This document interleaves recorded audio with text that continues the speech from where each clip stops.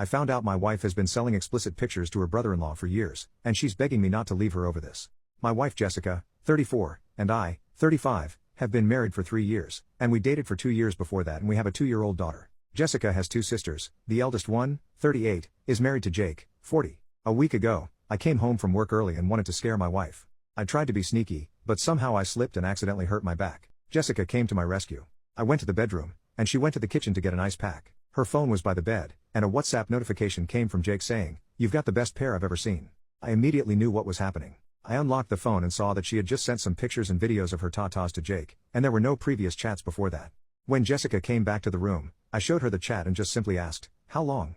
I have known this woman for 10 years, and I have never seen her so mortified. Her eyes got teary, and she said, "Babe, I am sorry, but I can explain," so I said go on. According to her, at the end of 2019, she was struggling with money, and Jake suggested he would help her out. He hinted that he would like to see her pics. I feel like I am writing a naughty film script at this point. So she did send him pics and it continued over the years. She swears there was nothing emotional or physical involved, it was purely transactional.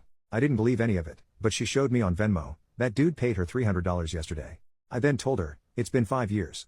Try to remember if anything physical happened. For me, if even half of what she is saying is true, how could something like that not become physical? She started crying and told me she could prove it tomorrow because Jake would get suspicious if she tried to talk to him now. I took her phone, went to a bar, got wasted for the night, and when I came back she was still there crying. I just slept on the couch.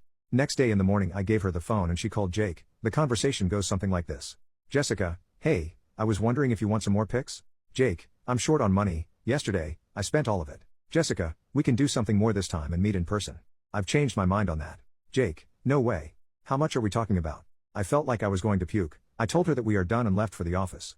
I am not a very wealthy dude, but I would consider myself a stable guy who could take care of his family. Now I just feel like I have failed as a man, whose wife had to sell her body to meet her expected lifestyle. When I got home that night, she looked like crap. I asked Jessica why she kept taking money from him after we got married and why she didn't ask me while we were dating. She said she didn't know how to stop and that it was easy money. I left my home that night and told her she can keep the home and the car, but I want 50-50 custody of my child. So here I am now. I haven't told anyone about this.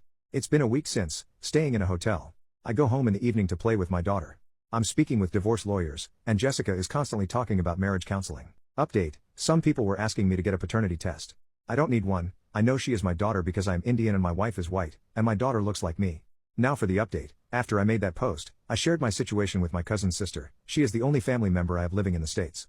I visited her place the next day, and she knocked some sense into me. I realized part of me still didn't want a divorce because I basically married Jessica against my parents' will. They wanted me to have an arranged marriage.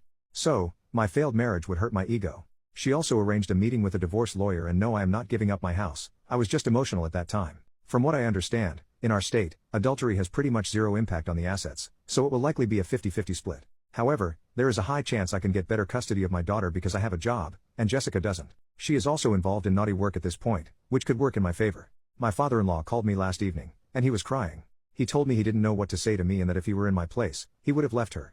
Apparently, Jessica got scared and told her family everything after I didn't visit home for 2 days and had blocked her everywhere. I guess I should have done that a little while ago, and Jake is out of his house also. So, I think I will go for a divorce because there is no point of reconciliation at this point when the whole relationship seems fake to me. Update 2. Before getting to the update, some people were cursing me in my DMs saying I might not earn enough and accusing me of financially controlling my wife and taking advantage of her. I don't think this is the case for me. My salary is close to mid-6 figures, and we have a joint account where I put half of my in-hand salary and we don't even spend that much. So, the day after Jessica told everyone about the situation, my mother-in-law called and wanted to talk. She was with Jessica after the whole thing happened. I returned to my home later that evening, and her parents and her sister Josie, Jake's wife, was there. After I got there, Jessica wanted to talk alone. According to her, Jake was trying to pursue her since she was about 16 or 17. For context, Jake and Josie have been together for 20 years now. This continued for almost 2 years. He used to make suggestive comments about her body, and she told Josie about it. But, Josie didn't believe Jessica at that time and told her she was doing this for attention. Jessica didn't tell her parents either because, according to her, Josie was their parents' favorite, so nobody would have believed her. Jake didn't do anything between those years besides casual flirting, until 2019 when Jessica was having problems with rent and the whole transactional thing happened. I asked why she didn't ask me about it, and she said we were only 1 month into dating and it could have looked bad. She swears nothing happened after that until last year when Jake and Josie started having problems in their marriage, and he started messaging Jessica again. She didn't entertain him at first, but she had gained some weight from pregnancy and thought I was ignoring her because of it, which I was not. At that time, I was working close to 13 or 14 hours a day to change my niche to another tech stack. Massive layoffs were also going on, so it was a pretty bad time. Now she admitted that she liked the attention and validation this time. She called herself an attention whore. But she didn't have any feelings towards him. They started exchanging pics and money and this happened 3 times. Then she admitted it was cheating although there were no emotional or physical actions from her side, but she said that she shouldn't have done it. I asked her why she didn't tell me about Jake harassing her when we first met or started dating. She said she thought I wouldn't have believed her and that it was in the past. Then I asked why she didn't tell me the first time I found out about this. Her answer was the same, she believed I wouldn't have believed her because nobody else knew about this.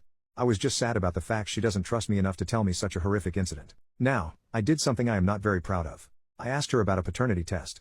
I know it was stupid, but emotionally I was in a weird place at that moment. She was totally emotionless throughout the whole conversation, but after hearing about the test, she broke down crying and started hyperventilating. I started crying too.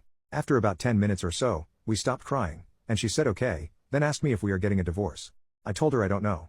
She then said we should get a postnup before I do something like that. That line felt like a tight slap to my face. I was like, you're not even gonna convince me not to go through with it? Then she left with her parents. The next day, she called crying, asking not to get a divorce, and to start marriage counseling. Obviously I said okay. So here we are now after some weird couple of days, still getting the postnup, her IC starting next week, our MC starting next month. Hopefully, trust will return someday. Also Jake is denying all that. According to him, Jessica seduced him for money and my sister-in-law is getting a divorce. I know some people are gonna call me a doormat, but I don't care.